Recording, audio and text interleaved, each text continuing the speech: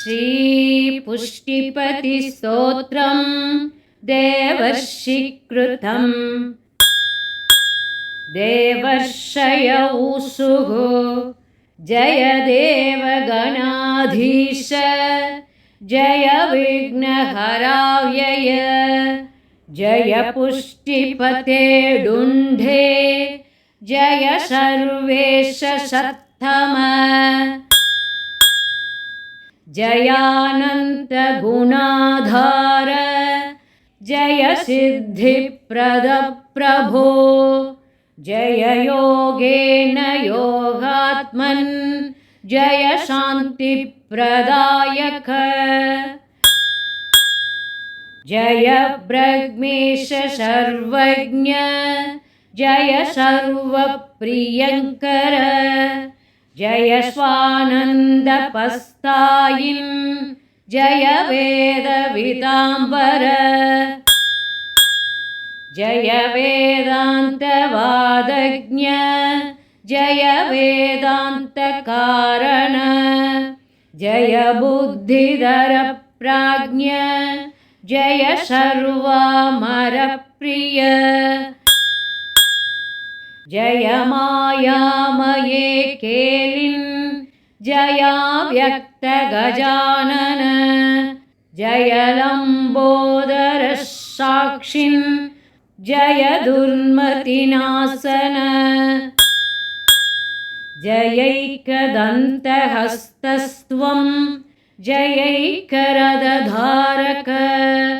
जय योगिकृतिस्तत्त्वं जय ब्राह्मणपूजित जय कर्मतपोरूप जय ज्ञानप्रदायक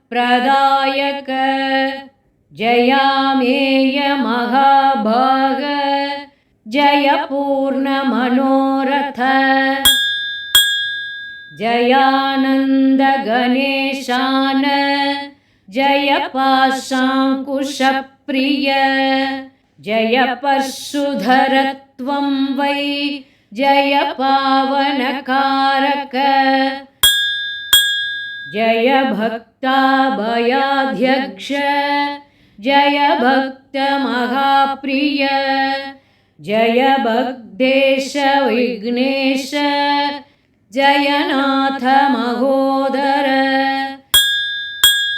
नमो नमस्ते गणनायकाय नमो नमस्ते सकलात्मकाय नमो नमस्ते भवमोचनाय नमो नमस्तेति सुखप्रदाय